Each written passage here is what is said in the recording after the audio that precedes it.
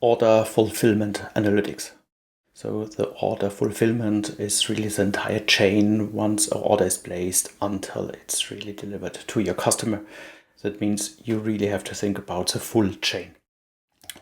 And if you think about what kind of metrics do you need for this order fulfillment analytics, I think the mother of all metrics for supply chain management is the on time in full. And if you think about what is behind in the on time in full definition, at least you can define it with on time within hours range, within days range, even weeks range. And here you can see already that there's no absolute hardest definition on this on time in full. And I think that many companies are really defining it in such a way that it's a little bit convenient to themselves, so that you can really have a high on time in full rate. Think about order is placed and you're shifting the order by 1 day in alignment with your customer by calling the customer. Is it now really on time in full if you deliver it 1 day later, even if you agreed it with your customer? That really depends on the overall definition. And on the left side, there's a breakdown of McKinsey on this on-time potential. I would say this really largely differs on the different industry sectors. In all cases, it really involves a deep dive of all data across the entire order fulfillment point. And the goal is always to understand why a fulfillment did not happen or what is the underlying root cause, and to help to improve the overall on time in full. We have discussed now many different cases. We know that this entire chain of an entire supply chain, there are many pillars who contribute to this on time in full. Finally, analytics, and precisely the case of on time in full analytics, has really the chance to go through each of these topics. And if you look really on the techniques behind, here you can really bring in process mining for fulfillment analytics.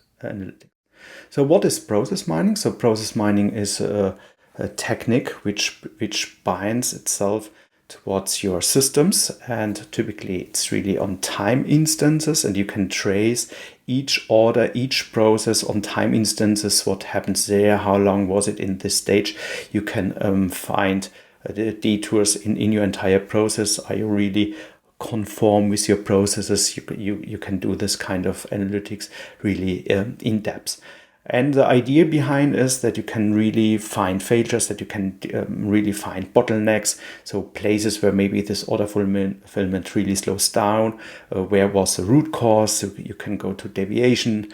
So which process really had a deviation, or which topics maybe had a rework loop, and it gives really transparency to the full chain. So it really highlights even sometimes invisible tasks that are performed but not really recorded in the event. Because if you have maybe delay of hours or days even in some processing steps and you cannot trace it, that means normally, it's not really touched, and you can have really an in-depth discussion.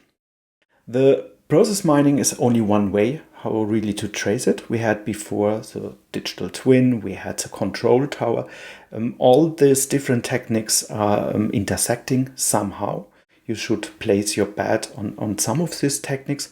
In any cases, a good solid data foundation is key. And with data transparency, you can really support your business at each state. And the ultimate metric is always the OTIF on top. I think this is really where the customer centricity really has its focus. It's not about costs of your supply chain, because that's an inner metric here, but the customer obsession. This is really what you need with the OTIF metric, hunting every process order which was not fulfilled on time or in full. In full means, of course, that everything you ordered is in the package. I think that focusing on the OTIF itself overall in each individual step is really key to understand for every analytics topic. See you.